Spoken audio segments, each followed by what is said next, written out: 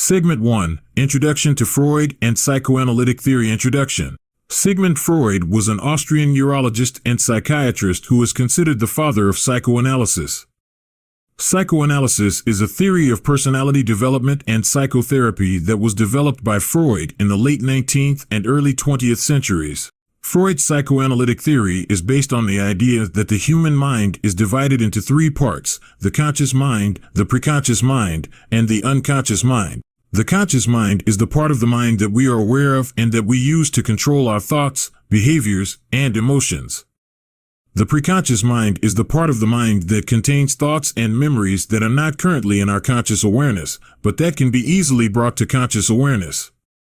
The unconscious mind is the part of the mind that contains thoughts and memories that are repressed and that cannot be brought to conscious awareness without the help of a therapist. Freud believed that the unconscious mind is a powerful force that influences our thoughts, behaviors, and emotions. He also believed that many mental disorders are caused by repressed conflicts in the unconscious mind. Freud's psychoanalytic theory has been highly influential in the development of psychology. However, his ideas have also been criticized for being sexist and unscientific. Despite its limitations, Freud's psychoanalytic theory has made significant contributions to our understanding of the human mind. Freud's ideas about the unconscious mind, the psychosexual stages of development, and defense mechanisms have all been influential in the development of modern psychology. Here are some of the key concepts in Freud's psychoanalytic theory. The unconscious mind. The unconscious mind is a reservoir of thoughts, feelings, and memories that are outside of conscious awareness. Freud believed that the unconscious mind has a powerful influence on our thoughts, behaviors, and emotions. The psychosexual stages of development. Freud believed that personality development occurs through a series of psychosexual stages. During each stage, the ID is focused on a different erogenous zone. The erogenous zone is the part of the body that is the source of the most pleasure at that particular stage. Defense mechanisms. Freud believed that the ego uses a variety of defense mechanisms to protect the individual from anxiety. Defense mechanisms are unconscious mental processes that distort or deny reality in order to reduce anxiety. Freud's psychoanalytic theory has had a profound impact on our understanding of the human mind and on the treatment of mental disorders. His ideas continue to be studied and debated by psychologists today. Segment 2, the ID, ego, and superego. Freud's psychoanalytic theory also includes three personality structures: the ID, the ego, and the superego.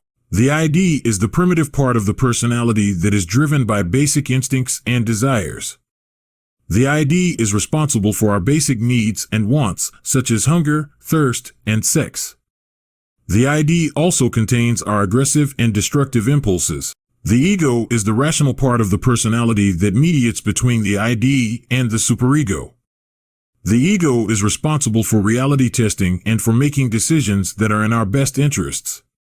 The ego also helps to control our emotions and impulses. The superego is the moral part of the personality that is responsible for our sense of right and wrong.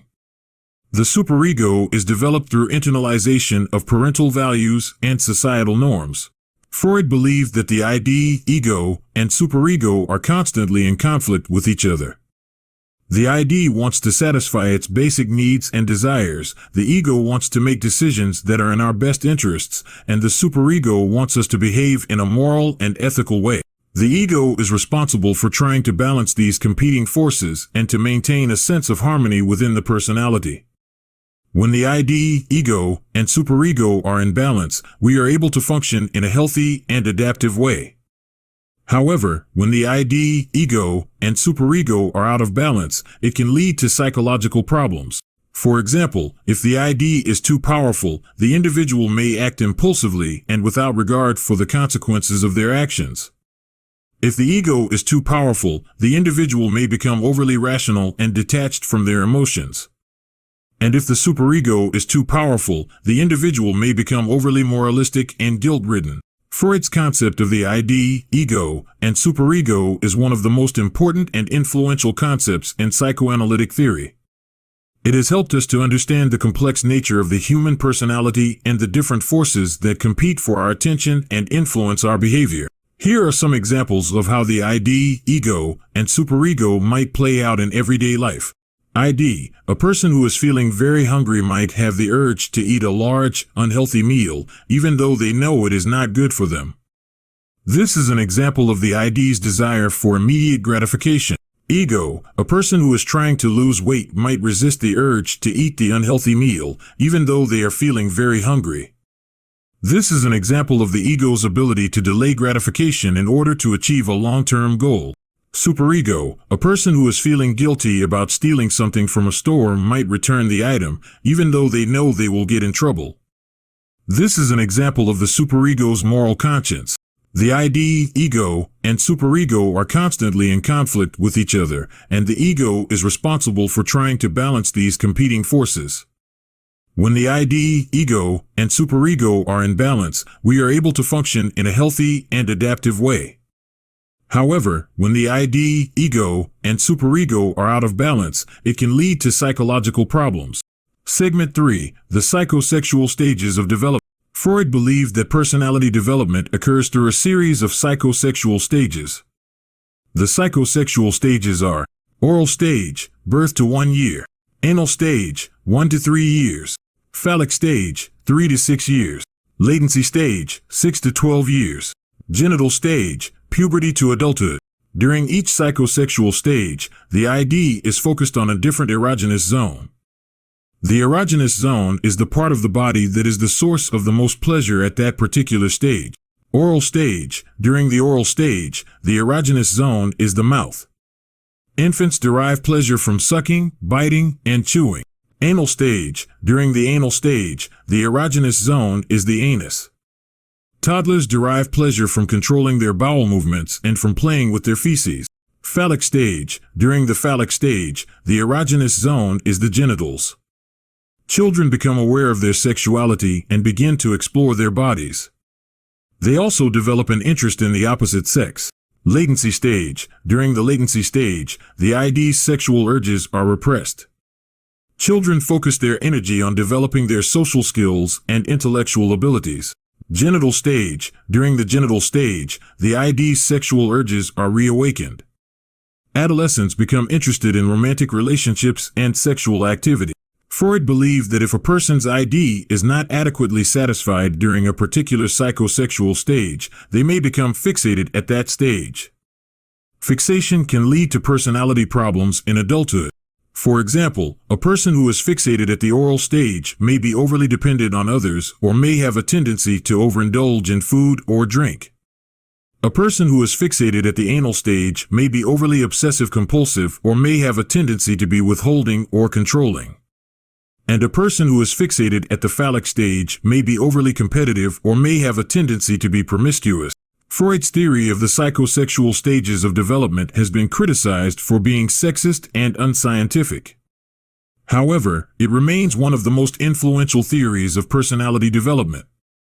Freud's ideas about the psychosexual stages have helped us to understand the different ways in which children develop their sexuality and how early experiences can shape adult personality. Here are some examples of how fixation at different psychosexual stages might manifest in adulthood. Oral fixation. A person who is fixated at the oral stage might smoke, chew gum, or bite their nails. They might also be overly dependent on others or have a tendency to overindulge in food or drink. Anal fixation. A person who is fixated at the anal stage might be overly obsessive-compulsive or have a tendency to be withholding or controlling. They might also be very concerned with cleanliness and order. Phallic fixation. A person who is fixated at the phallic stage might be overly competitive or have a tendency to be promiscuous. They might also be very concerned with their appearance and status. It is important to note that Freud's theory of the psychosexual stages of development is just one theory of personality development. There are many other theories, and no single theory is universally accepted. However, Freud's theory remains influential and has helped us to understand the different ways in which children develop their sexuality and how early experiences can shape adult personality. Segment 4. Defense mechanisms. Freud believed that the ego uses a variety of defense mechanisms to protect the individual from anxiety. Defense mechanisms are unconscious mental processes that distort or deny reality in order to reduce anxiety. Some common defense mechanisms include repression. Repression is the process of pushing unacceptable thoughts and feelings into the unconscious mind. Denial. Denial is the refusal to acknowledge reality. Projection. Projection is the process of attributing one's own unacceptable thoughts and feelings to others. Reaction formation. Reaction formation is the expression of the opposite of one's true thoughts and feelings. Rationalization. Rationalization is the process of making excuses for one's behavior. Defense mechanisms can be helpful in the short term, but they can also be harmful in the long term. If we rely too heavily on defense mechanisms, we may distort our view of reality and make it difficult to learn and grow. Here are some examples of how defense mechanisms might play out in everyday life. Repression. A person who has been sexually abused might repress their memories of the abuse in order to cope with the emotional trauma. Denial. A person who is addicted to drugs or alcohol might deny that they have a problem. Projection. A person who is feeling angry at someone might accuse them of being angry instead. Reaction formation. A person who is attracted to someone of the same sex might become homophobic in order to repress their own sexual attraction. Rationalization. A person who failed a test might tell themselves that the test was unfair or that they didn't have enough time to study. It is important to note that defense mechanisms are not always harmful. They can be helpful in coping with difficult situations and in protecting us from emotional pain. However, if we rely too heavily on defense mechanisms, it can prevent us from growing and developing as individuals. If you are concerned that you may be using defense mechanisms in a way that is harmful to your mental health, it is important to seek professional help. A therapist can help you to identify and understand your defense mechanisms and develop healthy coping mechanisms. Segment 5. Freud's legacy. Sigmund Freud was one of the most influential psychologists of the 20th century. His work on the unconscious mind, the psychosexual stages of development, and defense mechanisms has had a profound impact on our understanding of human behavior. Freud's legacy is complex and controversial. His ideas have been praised for their insights into the human psyche, but they have also been criticized for being sexist and unscientific. Despite its flaws, Freud's work has had a lasting impact on psychology, psychiatry, and other fields such as literature, art, and film. His ideas have helped us to understand the complex interplay between our conscious and unconscious minds, and they have provided a framework for understanding and treating a wide range of mental disorders. Here are some of the ways in which Freud's legacy continues to influence us today. Psychoanalysis. Psychoanalysis is a type of therapy that is based on Freud's theories. Psychoanalysts help patients to explore their unconscious minds and to identify and resolve conflicts that may be causing emotional problems. Psychodynamic therapy. Psychodynamic therapy is a type of therapy that is based on Freud's theories, but it is less intensive than psychoanalysis. Psychodynamic therapists help patients to understand how their past experiences are influencing their present behavior and to develop healthy coping mechanisms. Personality psychology. Freud's theories have had a major impact on the field of personality psychology.